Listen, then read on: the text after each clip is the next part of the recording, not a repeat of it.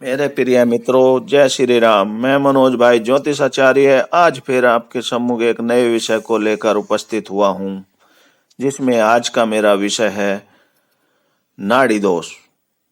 जो आप सभी लोग जानते हैं कि नाड़ी दोष की वजह से कितने लोग भ्रमित रहते हैं कि मेरे बेटा की शादी जो है नाड़ी दोष के कारण वहाँ नहीं हो पाई जहाँ मैं करना चाह रहा था। और उन्हीं को दूर करने के लिए, भ्रमजाल को खत्म करने के लिए मैं आज इसी विषय पर वीडियो बना रहा हूं कि कहाँ नाड़ी दोष कटता है, कहाँ नाड़ी दोष लागू होता है और इनके क्या उपाय करने चाहिए अगर नाड़ी दोष लागू होता है। तो मित्रों, मैं स्टार्ट करता हूं सबसे पहले नाड़ी दोष के लिए। नाड़ी दोष पंडितों के अनुसार कुंडली में मिलान में नाड़ी को विशेष स्थान देते हैं और वो उचित भी है मेरे हिसाब से भी। परंतु किसी भी अधूरे ज्ञान या अपूर्ण ज्ञान के कारण कई विवाह अनावश्यक रूप से ही रुक जाते हैं होते होते। मैं आपको बताना चाहता हूं, लगभग 13 नक्षत्र नाड़ी दोष से मुक्त होते हैं। कन्या का जन्म नक्षत्र ब्राह्मण वर्ण का न हो तो नाड़ी दोष का प्रश्न ही नहीं होता और मानव जाति से नाड़ी नहीं देखी जाती।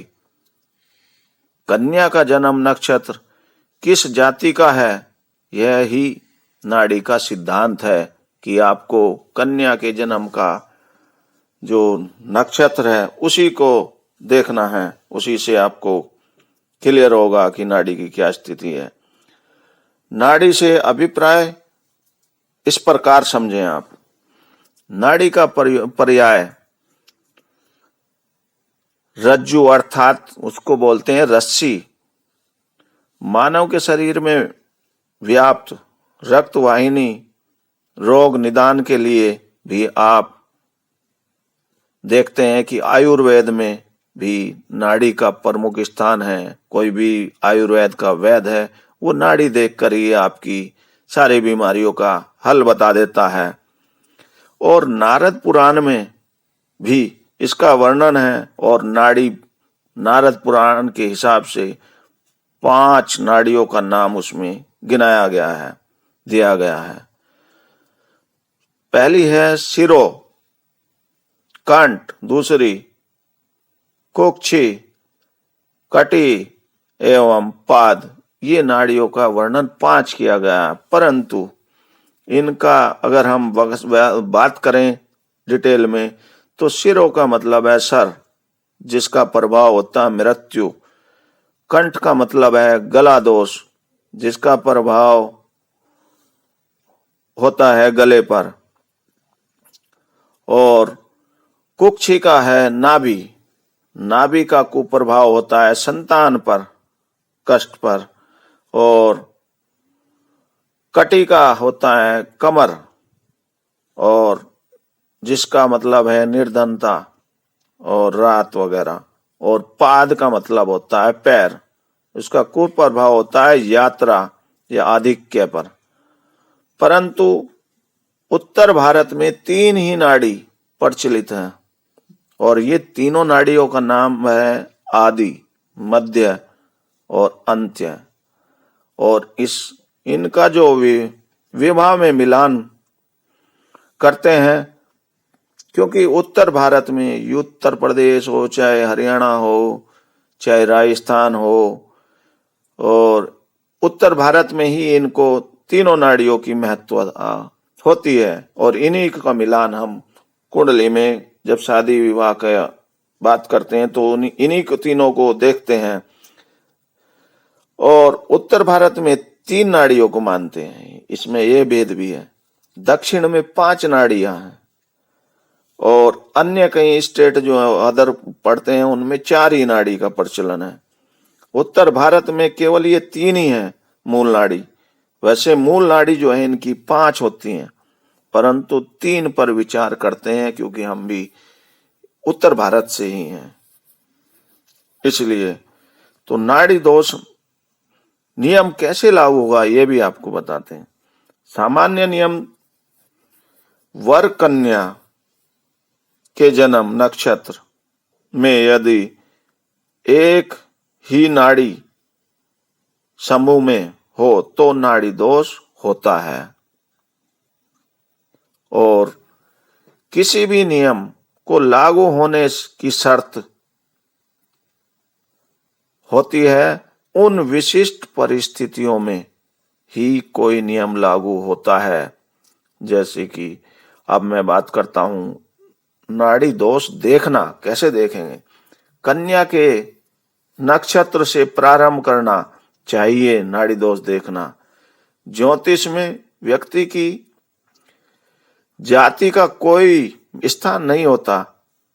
जन्म नक्षत्र किस जाति का किस गोत्र का है यह देखा जरूरी है, महत्वपूर्ण है।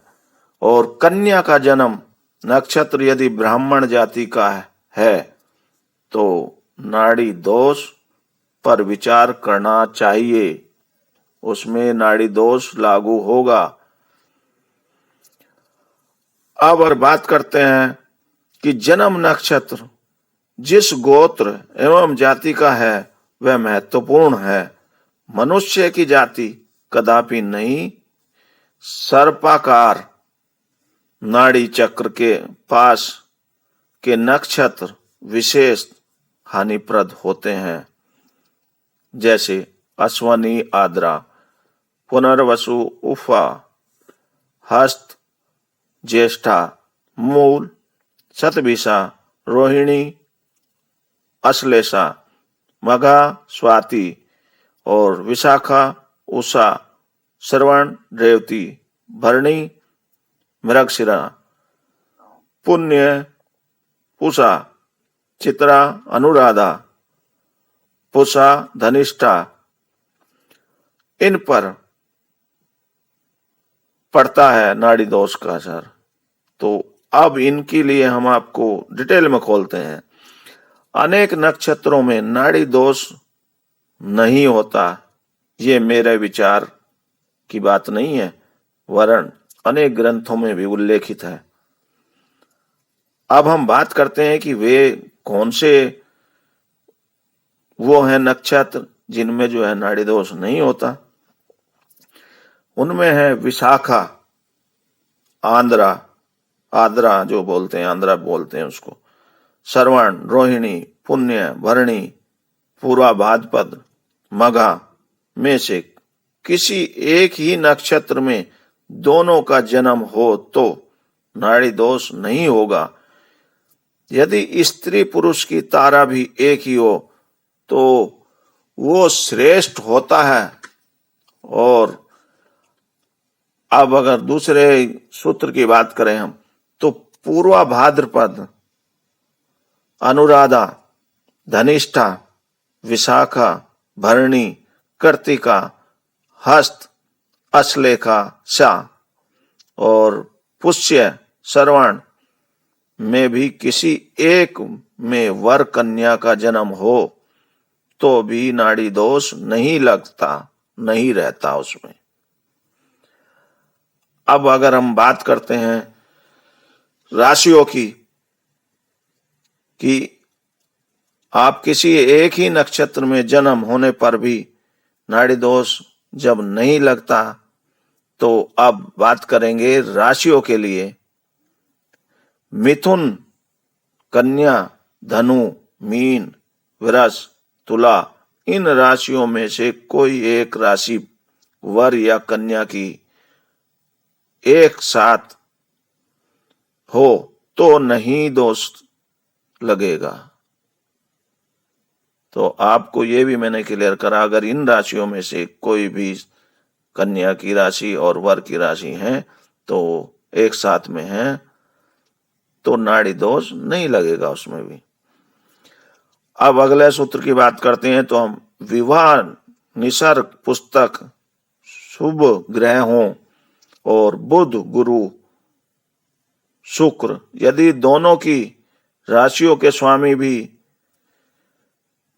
हो तो नाड़ी दोष नहीं बनता उनकी राशि में। अगर इनकी जो है दोनों की राशि जो के स्वामी जो है बुध गुरु शुक्र कोई से भी हो इनमें से, तो भी नाड़ी दोष नहीं लगता। अब अगर आप बात करें कि भारतवर्ष की, तो गोदावरी का जो दक्षिण की ओर है स्थित अनेक शहर हैं, जिनमें से महाराष्ट्र, मैसूर, मद्रास, आंध्र प्रदेश आदि अन्य प्रांत भी हैं। उसमें उनमें नाड़ी दोष का कोई विचार ही नहीं होता, ना ही करना उनके बारे में विचारना आवश्यक होता है।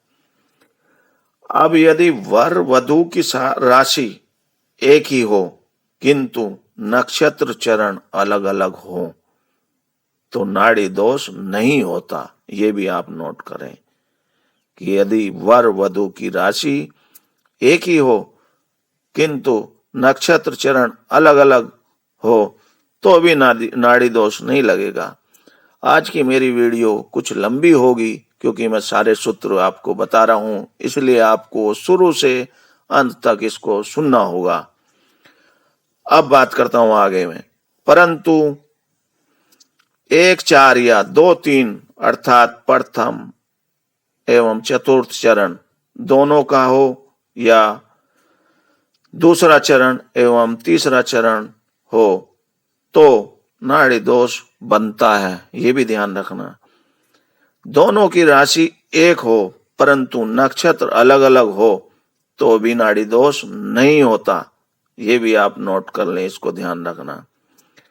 नाड़ी दोष मुक्त नक्षत्र कौन कौन से हैं मैं आपको बताता हूं, जिन पे की नक्षत्र जो मैंने पहले स्टार्टिंग में आपको बताया कि लगभग 13 नक्षत्र हैं ऐसे जिन पे नाड़ी दोष नहीं लगता।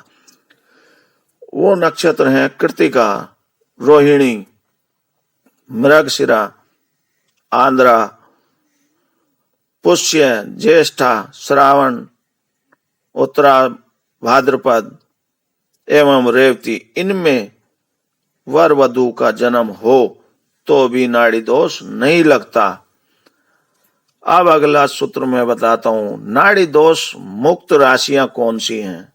यदि वर वधु की राशि स्वामी बुध गुरु अथवा शुक्र, जो मैंने पहले भी बताया था, हो तो भी नाड़ी दोष नहीं लगता। साथ ही 2, 3, 6, 7, 9, 12 राशियां हो तो अभी नाड़ी दोष नहीं लगता। और इनको हम कैसे देखेंगे कि कन्या तथा वर की अगर मिथुन और कन्या, धनु और मीन, वृष और तुला राशियां हों दोनों, तो उनमें भी नाड़ी दोष नहीं लगेगा। अब बात करते हैं कि अगर रोहिणी, आंद्रा, मृगशिरा, पुष्य, विशाखा, श्रवण, उत्तरा भाद्रपद, रेवती, इन 8 नक्षत्रों में से किसी एक नक्षत्र में चरण भेद न हो ते हुए भी वर व कन्या दोनों का जन्म हो तो नाड़ी दोष नहीं है उसकी स्थिति में। अब इसका एक और नियम बताता हूं। वर कन्या के नवांश में स्वामियों में मित्रता एवं राशि नाता में शत्रुता रहने पर भी नाड़ी एवं तारा शुद्धि जो होती है, विवाह शुभ होता है। ये था मेरा आज का नाड़ी दोष के लिए आपको डिटेल में वर्णन देना। अब मैं आपको उपाय की बात करता हूं। अगर फिर भी आपको कहीं उपाय करने की जरूरत पड़े तो आप महामृत्युंजय का जप करें, गौ का दान करें और स्वर्ण दान भी कर सकते हैं अगर आप सक्षम हैं। तब भी नाड़ी दोष का परिहार होता है, उसका उपाय हो जाता है, निदान हो जाता है। ये मैंने आज आपको नाड़ी दोष के लिए बताया कि क्या क्या चरण बनते हैं, कैसे आप देखेंगे कि नाड़ी दोष है नहीं है, कट जाएगा या नहीं कटेगा। तो मेरे हिसाब से आप लोगों को ये बातें सारी समझ में आ गई होंगी। फिर भी अगर किसी की समझ में नहीं आई हो तो आप मेरा जो YouTube पर चैनल है उसके कमेंट बॉक्स में आप अपना कमेंट दें, मैं आपको उसका पॉजिटिव रिप्लाई दूंगा।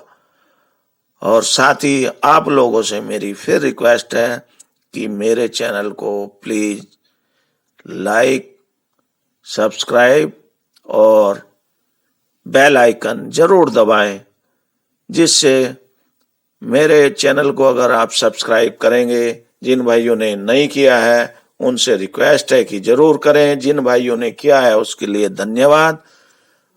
तो आपको मेरी नई नई वीडियो समय समय पर जो मैं बनाता हूं, आप लोगों के मार्गदर्शन के लिए आपके सम्मुख उपस्थित होकर आपको डिटेल देता हूं, वो आपको मिलती रहेगी।